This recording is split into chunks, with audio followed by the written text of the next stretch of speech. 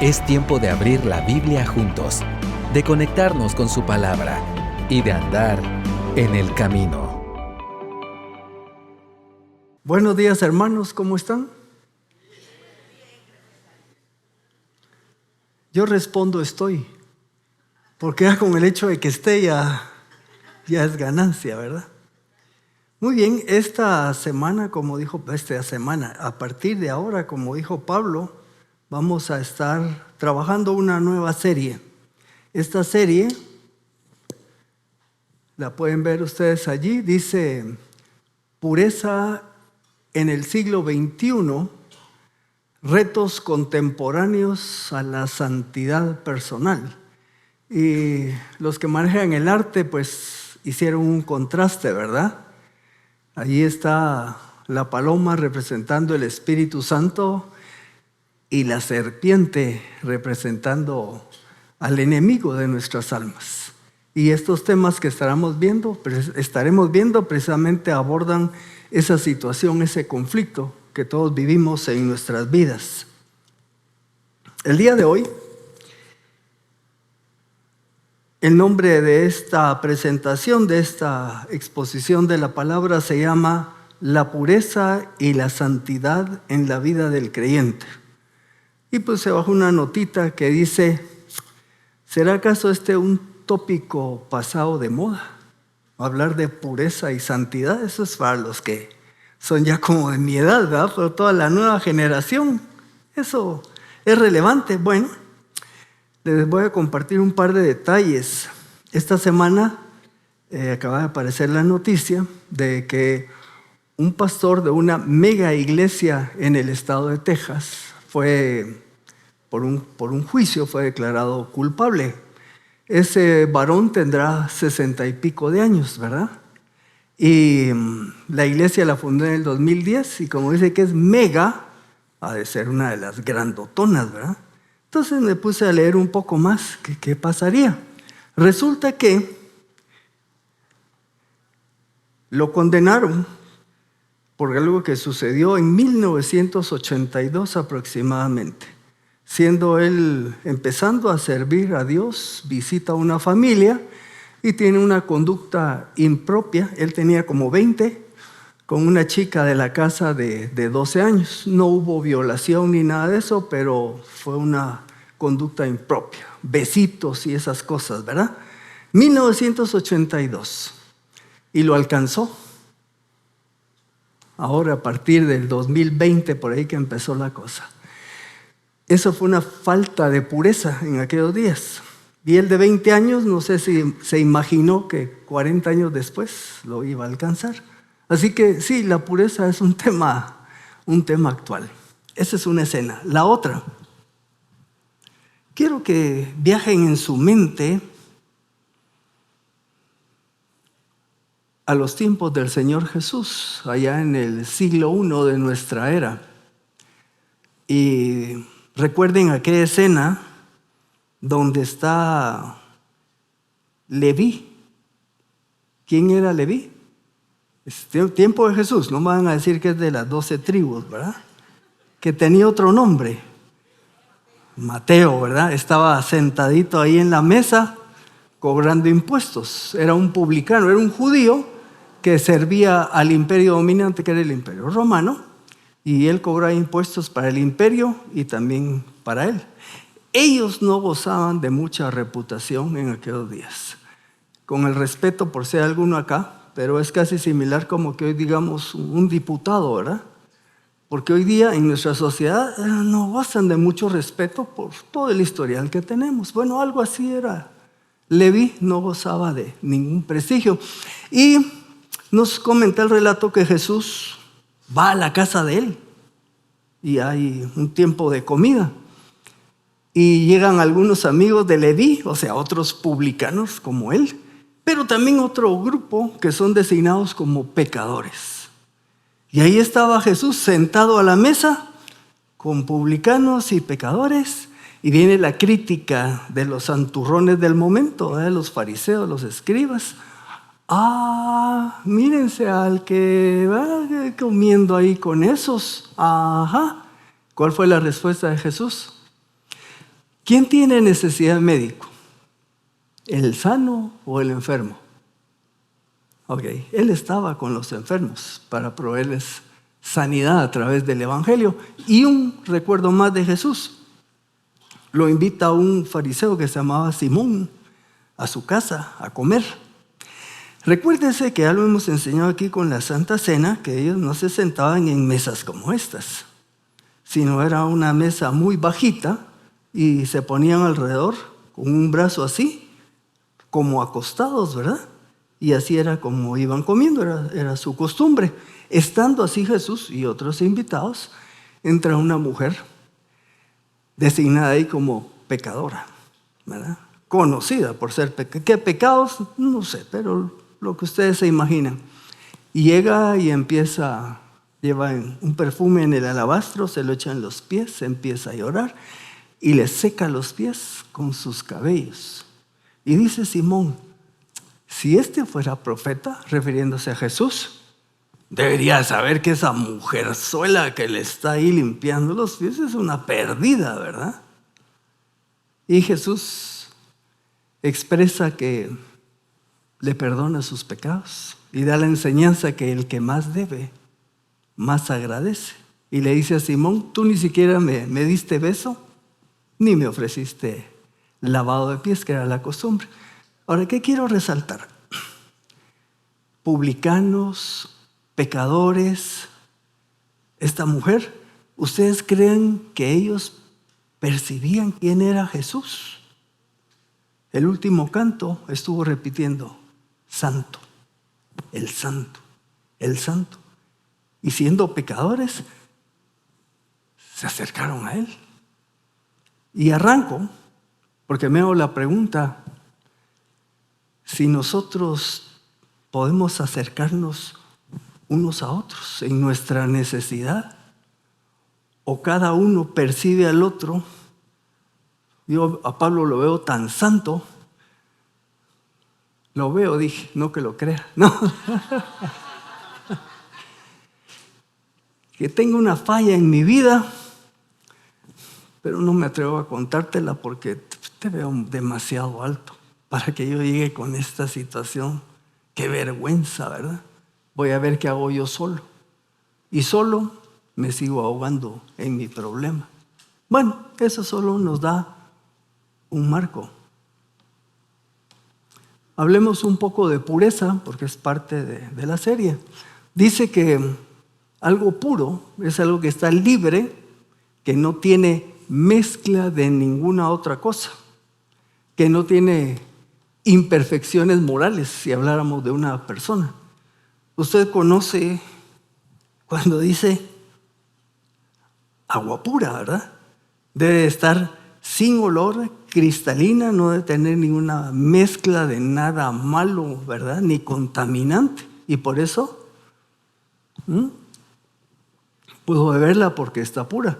Si ustedes me dan un agua de estas con tierra, con unos de aquellos de zancudo, que se mueven así, ¿verdad? Ya no es un agua pura, ya no es para que yo la pueda usar. Entonces sí tenemos claro lo que es puro, ¿verdad? La pureza es la ausencia de todo aquello que contamina. La pureza es la cualidad en la que no hay defectos, ni errores, ni adulteraciones. Así que cuando hablamos de una persona pura, es una persona que no está contaminada, no tiene defectos, no tiene adulteraciones, ni errores. En el Antiguo Testamento vemos que Dios pidió pureza.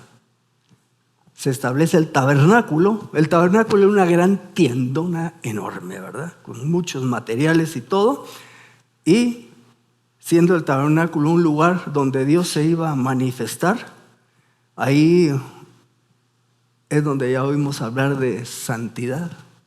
Porque ese Dios santo, si va a ser reconocido como santo, tiene que acercarse a Él personas y cosas que sean santas. Pero para ser santas, y aquí mezclamos ya los dos términos, tienen que ser puras.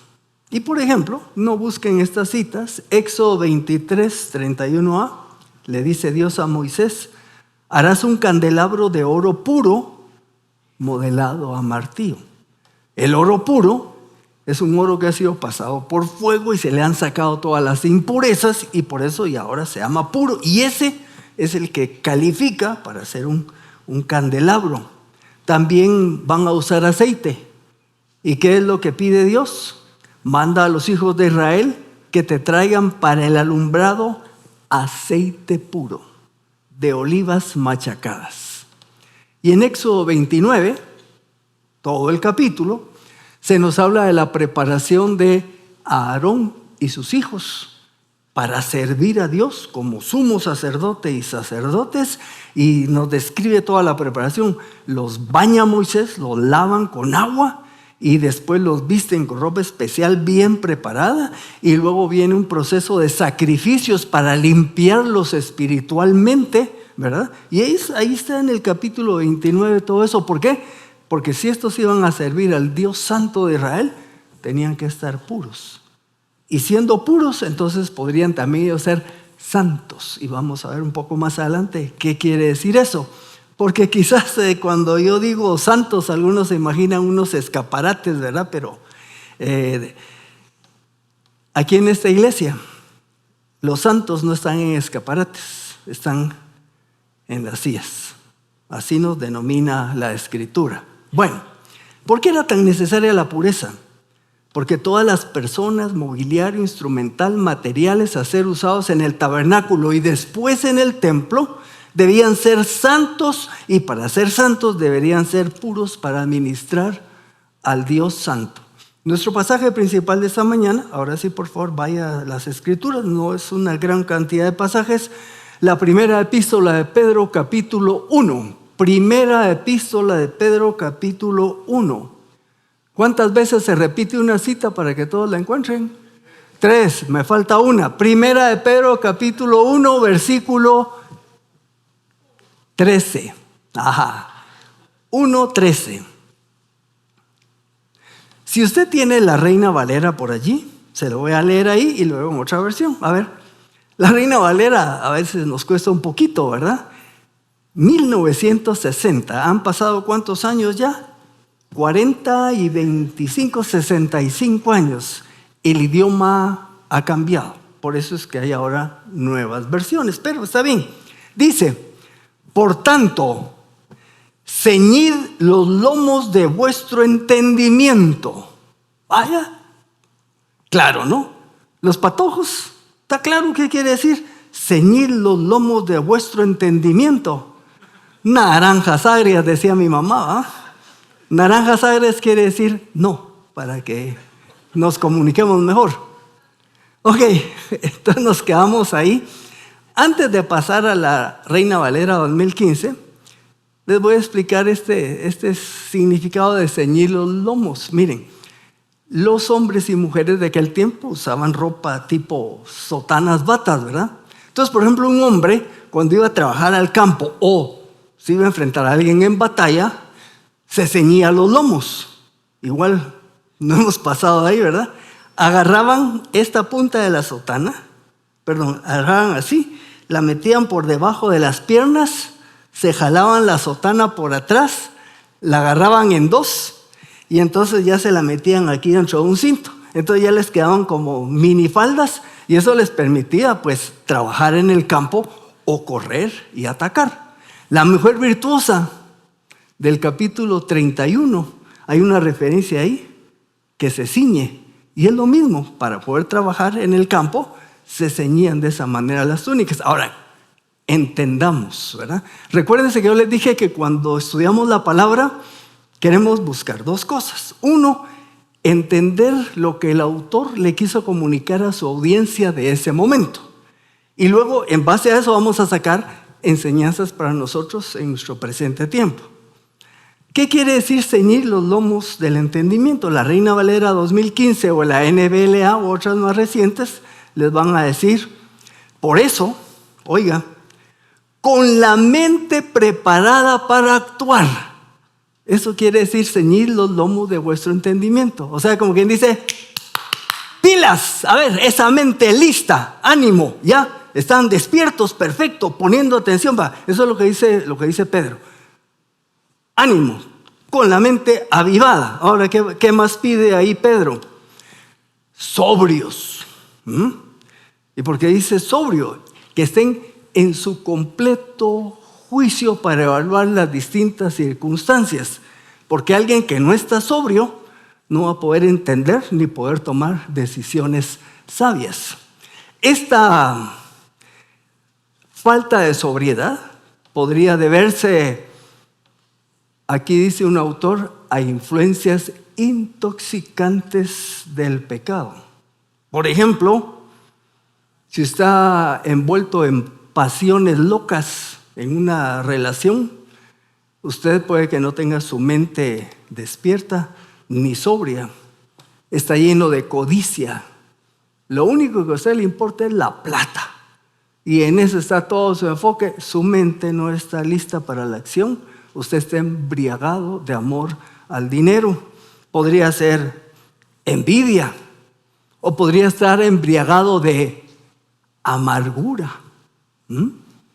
Hay programas nacionales e internacionales donde la gente que habla es en paneles y todo es crítica, nada está bien, de todo se quejan, de una amargura que tiene esa gente. No podrían seguir la lectura de Pablo. Un amigo decía esto, que metafóricamente hablando, dice que todos tenemos aquí unas glandulitas, dice, metafóricamente hablando. Y de estas glandulitas es que nos salen todos los comentarios críticos, amargura, quejas y todo lo demás. Entonces, cuando algún hermano empezaba a tener ese tipo de actitudes, decía, ya te está saliendo el líquido de la glandulita, decía, porque era pura negatividad. Bueno, en la parte B del versículo, 1 Pedro 1:13b, ya una vez que dice Pedro, bueno, los quiero con la mente lista y preparada para tomar decisiones y acciones. Y los quiero lúcidos, que nada más esté ahí invadiendo su mente y su pensamiento, porque quiero que pongan atención. Muy bien, ¿y para qué vamos a poner atención? Porque dice que tenemos que tener nuestra esperanza completamente en la gracia que les es traída en la revelación de Jesucristo. Lo que nos está diciendo aquí Pablo es, Jesucristo va a regresar en un futuro. Ustedes han sido salvados por gracia, pero la vida que se vive después de eso sigue siendo una vida que se vive en la gracia de Dios, o sea, dependiendo de la obra de Dios en nuestra vida. ¿Y por qué enfatizamos esto? Porque lo que viene no es posible hacerlo en nuestras propias fuerzas. Necesitamos que el Señor ayude y nos intervenga con lo que vamos a ver a continuación. Oigan, es importante entender que la vida cristiana se vive en dependencia del poder del Espíritu Santo. No es el resultado de un esfuerzo de uno mismo en solitario. Sí, me toca esforzarme, pero entonces ¿cómo? Con el apoyo del Espíritu Santo.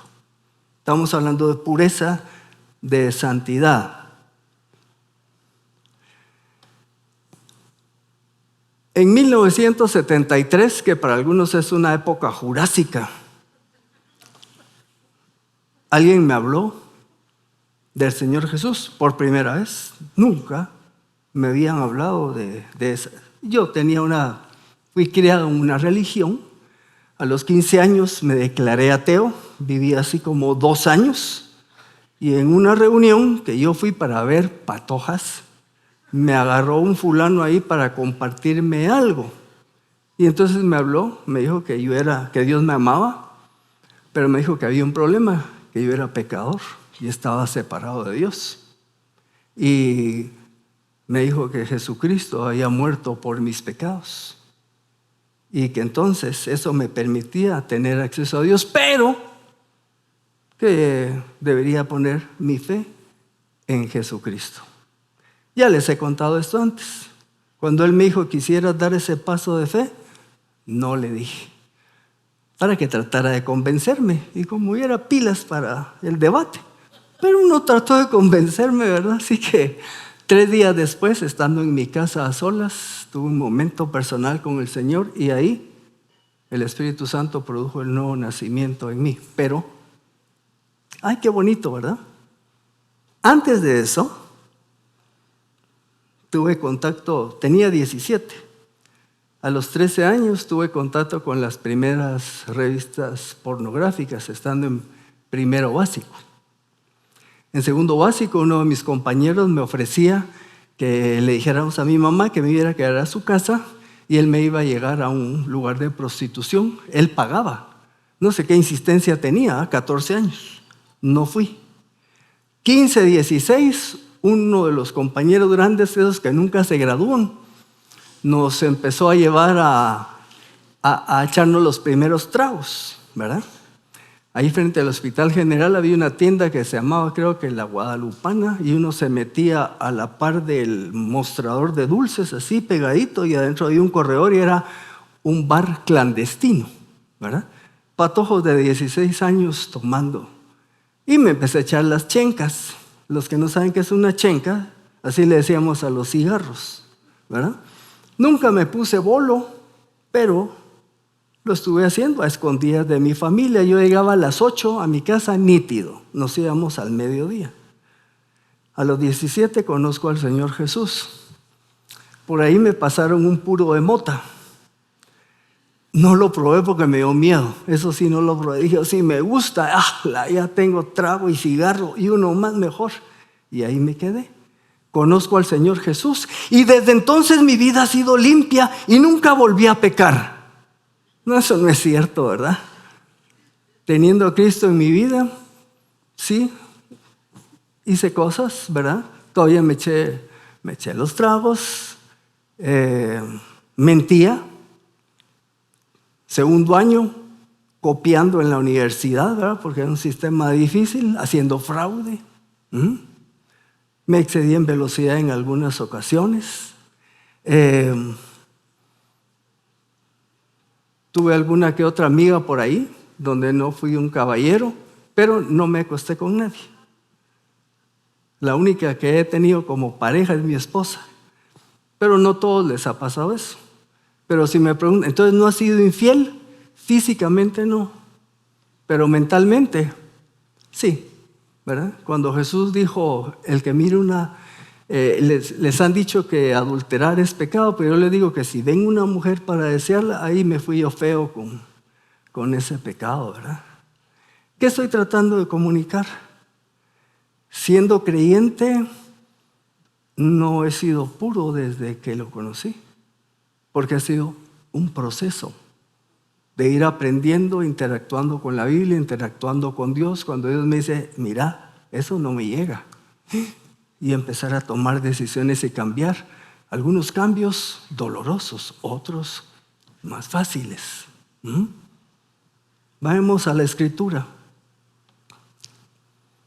Primera de Pedro 1:14. ¿Qué dice? Como hijos obedientes, no se conformen a las pasiones que antes tenían estando en su ignorancia. Entonces nos dice Pedro, con la mente bien abierta, lúcida, y tomando en cuenta que su vida depende de la gracia de Dios, como hijos obedientes, no se conformen, no se adecúen, no continúen con las pasiones que antes tenían estando en su ignorancia. Pablo no lo va a decir con otras palabras. Colosenses capítulo 3, versículos 5 al 8. Por tanto, dice Pablo, hagan morir lo terrenal en sus miembros. Y ponga atención a lo que dice Pablo y piense en su propia vida. ¿Qué quiere Pablo que hagamos morir? Inmoralidad sexual, impureza, bajas pasiones, malos deseos, avaricia, que es idolatría. Miren, a causa de todas estas cosas, dice Pablo, viene la ira de Dios sobre los que son rebeldes. En ellas anduvieron también ustedes en otro tiempo cuando vivían con los demás rebeldes. Continúa. Pero ahora, vuelve a insistir, dejen también todas estas cosas. Si usted no ha vivido las anteriores, oiga estas: ira, enojo, malicia, blasfemia, palabras groseras de su boca. No se mientan los unos a los otros porque se han despojado del viejo hombre con sus prácticas. Y luego en Gálatas, Pablo hace otra llamada. Gálatas 5, 19, 20. Ahora bien, las obras de la carne son evidentes. Estas son inmoralidad sexual, impureza, desenfreno, idolatría, hechicería, enemistades, pleitos, celos, ira, contiendas, disensiones, partidismos, envidia, borracheras, orgías y cosas semejantes a estas, de las cuales les advierto, como ya lo hice antes, que los que hacen tales cosas no heredarán el reino de Dios.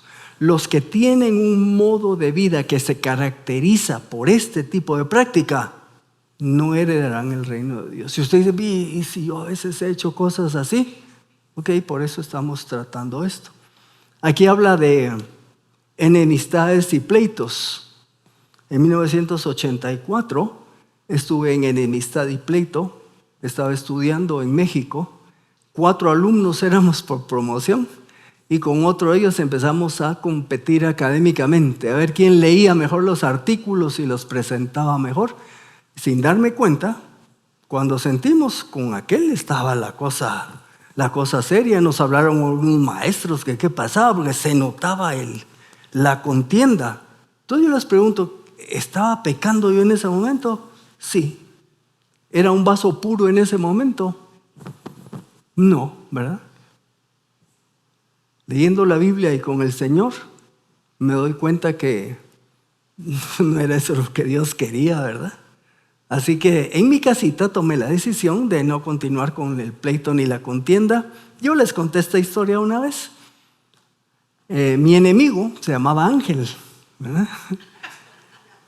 Y empecé a saludarlo amablemente y cordialmente cuando nos mirábamos en donde estudiábamos.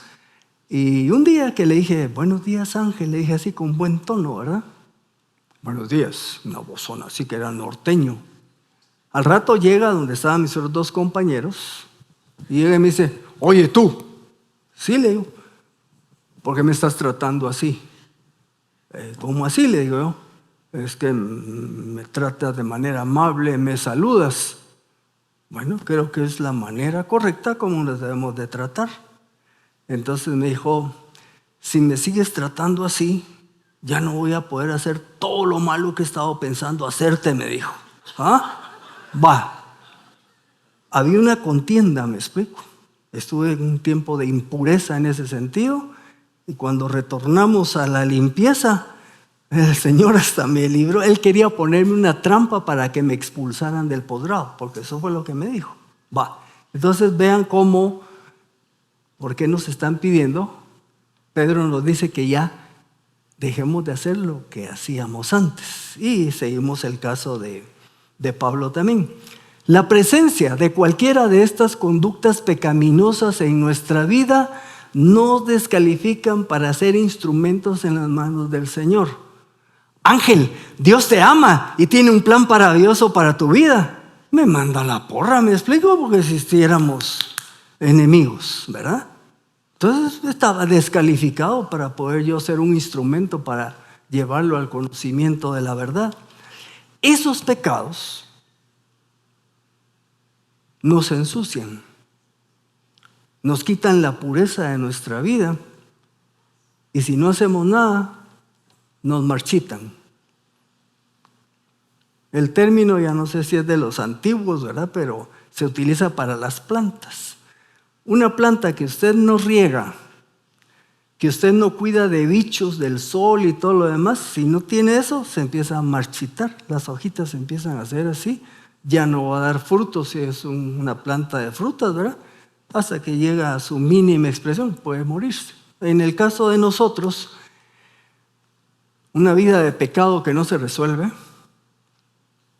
nos descalifica, no servimos en las manos del Señor. Y nuestra vida se va a marchitar. Así que Pedro, habiendo hecho notar lo esencial que es la pureza, hace el siguiente llamado. Por favor, vea el versículo 15. Primera de Pedro, capítulo 1, versículo 15. Antes bien, así como aquel que los ha llamado es santo, también sean ustedes santos en todo aspecto de su manera de vivir. Entonces veamos la secuencia, por favor, con la mente abierta, sobria, nítida, dependiendo de la gracia de Dios. Dejen ya de hacer lo que hacían antes. ¿Y qué quiere entonces? Sean santos. ¿Santos como quién? Lo vamos a ver más adelante. Pero dice que seamos santos en toda nuestra manera de vivir.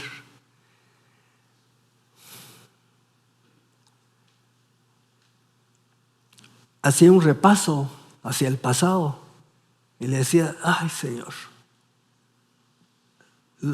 lo siento, todo lo que hice y que he hecho a través de los años, que te he ofendido, que no te ha agradado, ha habido falta de pureza en mi vida y se ha ido trabajando paulatinamente, ¿verdad? Dejo algunas, me aparecen otras, logro salir de esto y me aparece otra. Y entienda algo, todos tenemos una vieja naturaleza, un viejo hombre, una vieja mujer en nuestro interior, entrópico. Quiere decir que va a buscar hacer todo lo que a Dios no le gusta. Va a querer alejarnos de Dios y es que se lo llevamos adentro y no nos los vamos a quitar hasta que el Señor nos llame a su presencia. Mientras tanto, esta es una lucha. El camino de la santidad es una lucha, pero ya dije que no es una lucha en solitario, sino acompañada por la obra del Espíritu Santo.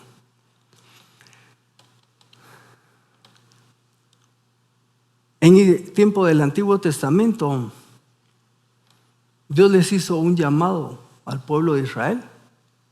Levítico 19:2 le dice a Moisés, habla a toda la congregación de los hijos de Israel y diles, sean santos. ¿Por qué? Porque yo, el Señor su Dios, soy santo. Pero, ¿por qué debemos ser santos? Y no he explicado qué es ser santo, ¿verdad? Bueno, aquí en 1 Pedro, capítulo 9, ustedes conocen este pasaje.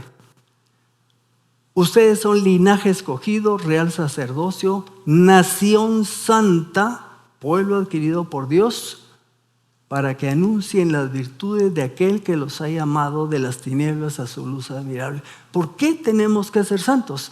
Porque si no somos santos, somos incapaces de cumplir con la tarea del Señor, de anunciar las virtudes de aquel que nos llamó de las tinieblas a su luz admirable. Sin santidad, ninguno verá a Dios, dice allá en Hebreos, ¿verdad? Y si usted quiere una respuesta más al estilo de los papás, ¿por qué tengo que ser santo? Versículo 16, porque escrito está, sean santos porque yo soy santo. O sea, diría Dios, ¿por qué tengo que ser santo, Señor? Porque yo soy santo, punto. ¿Qué me queda? O le hago caso o no le hago caso. Si no le hago caso, no sirvo, me marchito. Si le hago caso, puedo ser un instrumento en sus manos. ¿Qué me mancha y qué me ensucia? Y aquí voy a hacer un mini repaso. A ver, en esta serie vamos a platicar algunos detalles de estos con mucho cariño y cuidado y sensibilidad, ¿verdad? Que viene más adelante, no todavía. 3 mensajes más así tranquilos y de ahí.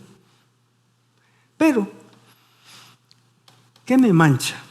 ¿Qué me quita la pureza? Por ejemplo, si usted es soltero y está teniendo relaciones íntimas con otra persona, está manchado.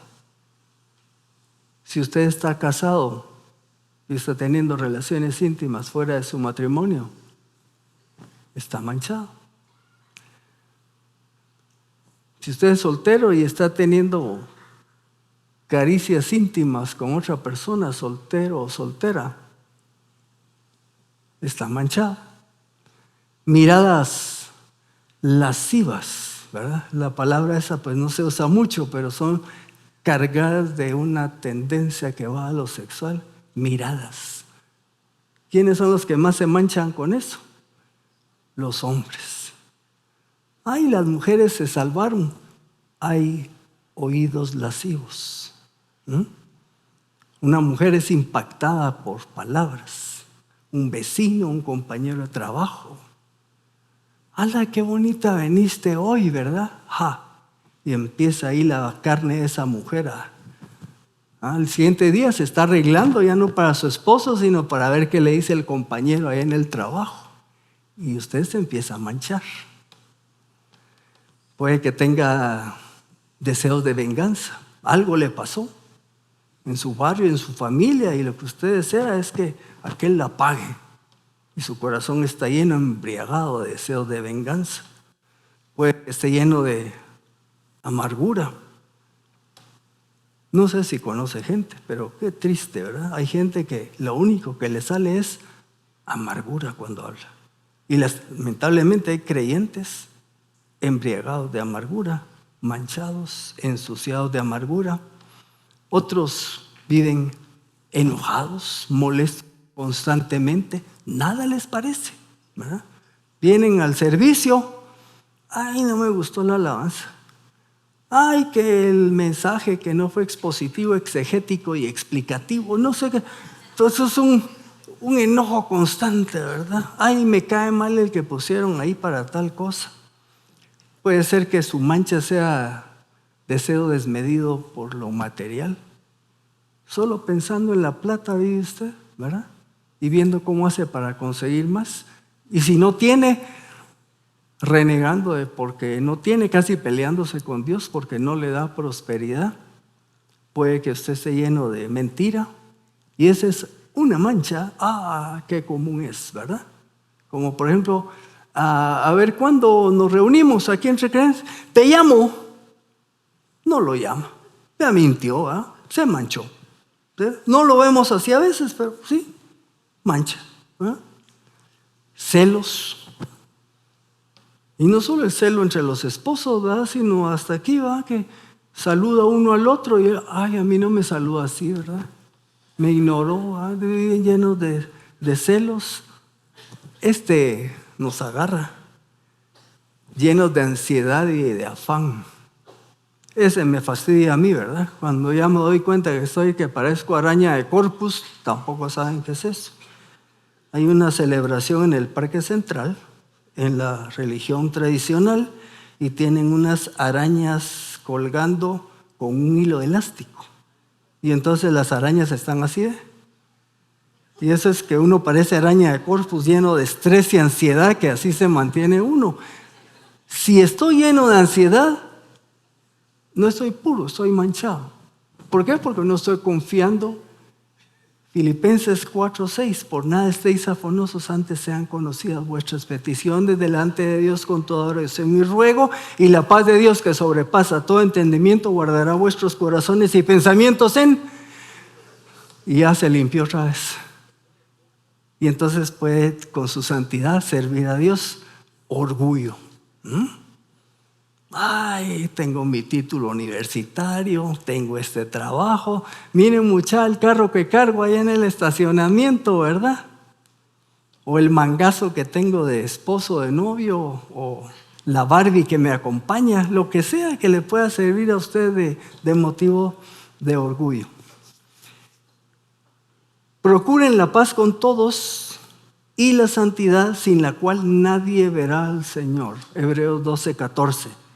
Para tener una relación personal con Dios y experimentar su presencia, se necesita tener una vida pura y en armonía con lo que Dios espera de nosotros.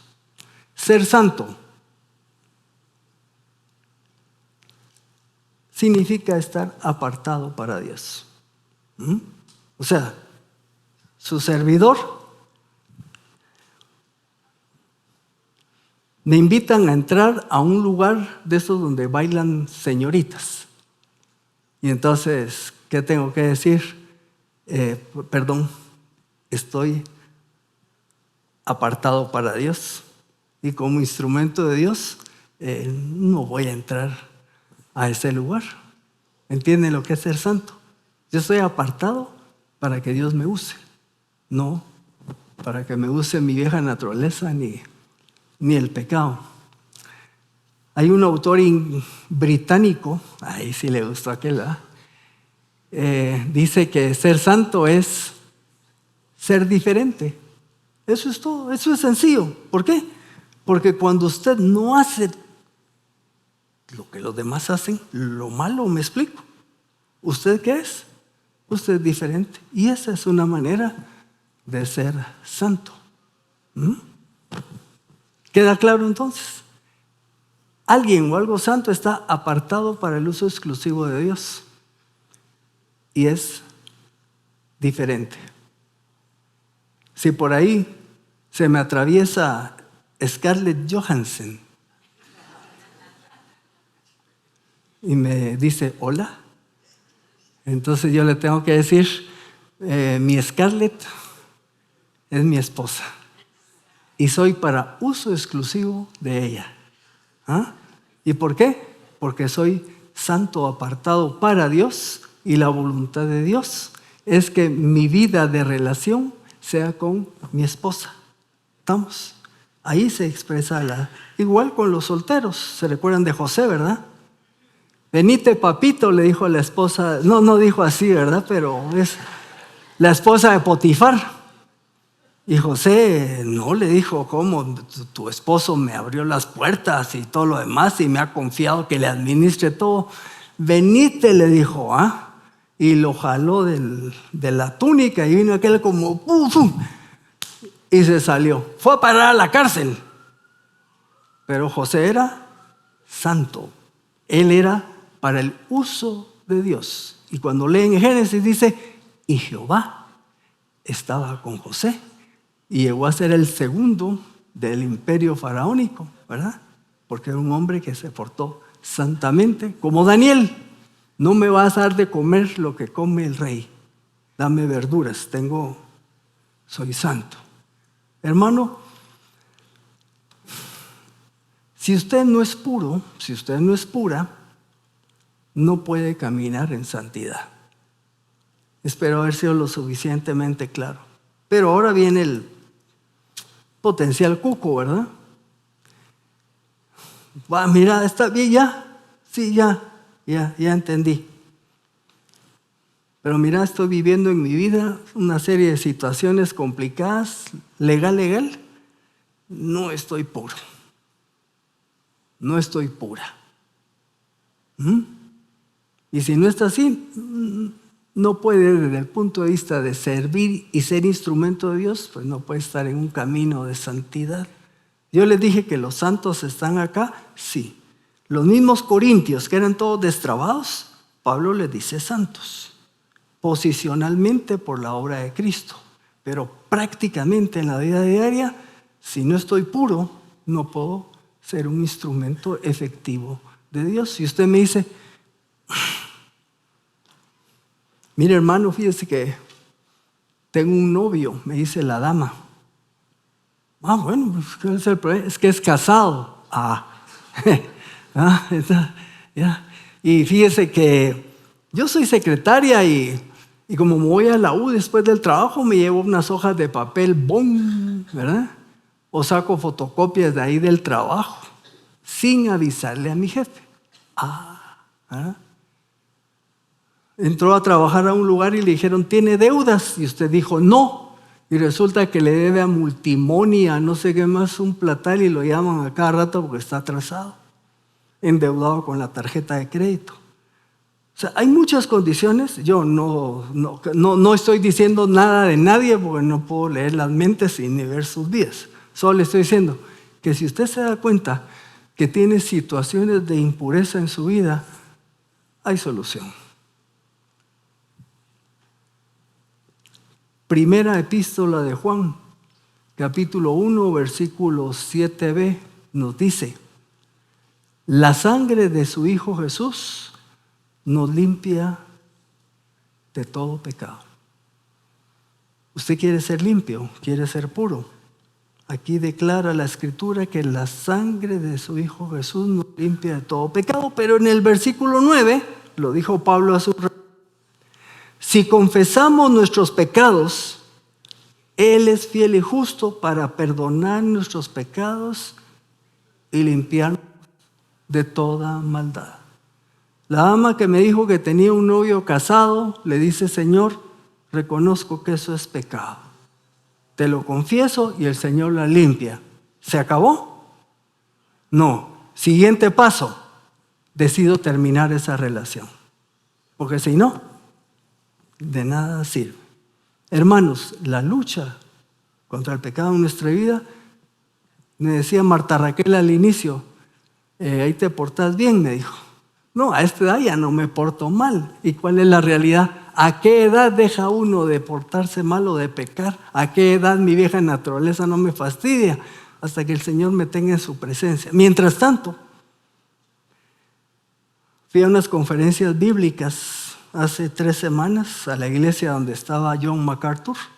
Y previo a John MacArthur andaba con mi hija y mis nietos, fuimos a ver a Mario Bros, ¿verdad? Allá al Parque Universal. Y entonces ellos entraban a no sé dónde y yo me quedé sentado en una banquita y empieza a pasar el gential y empiezan a pasar un montón de demonios, entiéndase, mujeres vestidas de una manera, y la vieja naturaleza. Me hubieran tomado una foto. ¿Saben qué tuve que hacer? Bajar la cabeza al piso, ¿verdad? Para no pecar contra ti. ¡Hala! El hermano le afecta, sí. Y tengo que luchar y someterme al Señor, pedirle su ayuda. Y si hay necesidad de bajar mi cabeza, si hay necesidad de dejar un lugar, salirse, habrá que hacerlo. Y fui a oír conferencias bíblicas. Pero Satanás anda como león rugiente, buscando a quien devorar. La vieja naturaleza se le empieza a salir a uno por un lado y mira para allá. Y yo, no, y ahí estamos, ¿verdad? Y entonces con el Espíritu Santo, hagamos equipo, ¿verdad? Y ganamos. Confiésele al Señor sus pecados y la sangre de su Hijo Jesucristo lo limpia de todo pecado. Mi mente está para ser usada en lo que a Dios le agrada. Mi cuerpo está para ser usado en lo que a Dios le agrada. Y mi tiempo está para ser usado en lo que a Dios le agrada. Padre,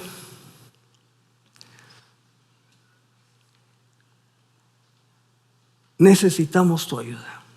Como dice Pablo, Pedro, tenemos que tener un cambio de vida. Y Pedro nos dice que tenemos que depender de tu gracia, no solo cuando creímos, sino para la vida que vivimos. Ayúdanos, tu Espíritu Santo en nosotros, que podamos tomar decisiones continuamente para agradarte, que podamos ser santos en toda nuestra manera de vivir, que sigamos creciendo y madurando, cada día más y más cerca de ti, cada día más y más viviendo una vida que a ti te agrada. Jesús derrotó al pecado en la cruz. Y ahora en nuestra vida seguimos con esa tarea de ir dejando el pasado, caminando a buscar una vida que seamos instrumentos tuyos en tus manos. No podemos solos. Necesitamos que tu Espíritu Santo siga transformándonos. En el nombre de Jesús oramos. Amén. Gracias por acompañarnos hoy. Esperamos que vuelvas y sigas conectado con la palabra. También te invitamos a que nos sigas en nuestras redes sociales. Hasta pronto.